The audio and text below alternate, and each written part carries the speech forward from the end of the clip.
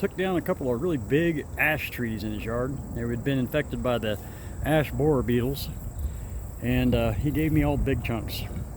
Granted, he cut them a little short to what I would have liked, but it wasn't his fault. The tree company did it.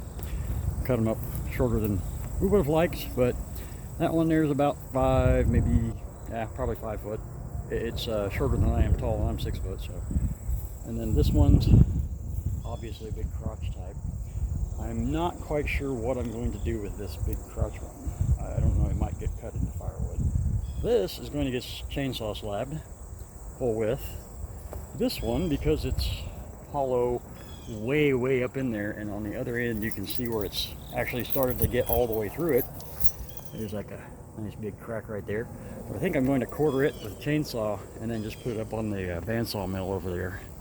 And then this one, I'm going to cut that chunk off the side. That'll go to firewood, but the longer piece I'll put on the bandsaw mill. And I'll make 1-inch lumber with those. And then I've got 2 more sitting over here. Again, another one that's about 5 foot, maybe 4 foot actually. That one will get all slabbed out because it's in pretty good shape, pretty solid. In fact, I think that came off of the one that's rotted out. But anyway, this is going to get cut off, and then I'll slab it down.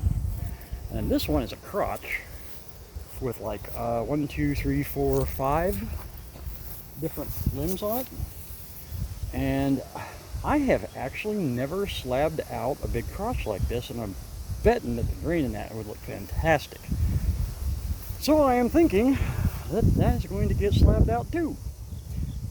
So I know I've been lacking on videos of late, but now I've got some stuff to do where I can actually get some more chainsaw and sawmill videos up for y'all. I don't think it's going to be right away, but I wanted to give y'all a heads up that it's coming. And yeah.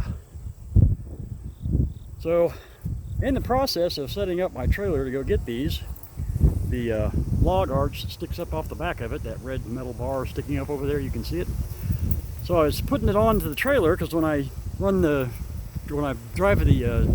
have to pull the tractor to some other property to work with, I take that arch off the back and set it aside, and I got a set of ramps, and I can drive the tractor up on it. Well, I was going to get logs, not the tractor, so I started to put it back on, and so I hooked it with the bucket and tried to set it up there.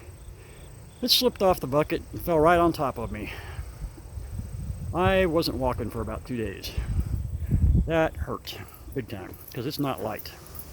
And it fell from about, well, it's a 7-foot tall arch, and the trailer sits about 2 feet off the ground, so 9 feet, and about 150 pounds of it landed on my left leg.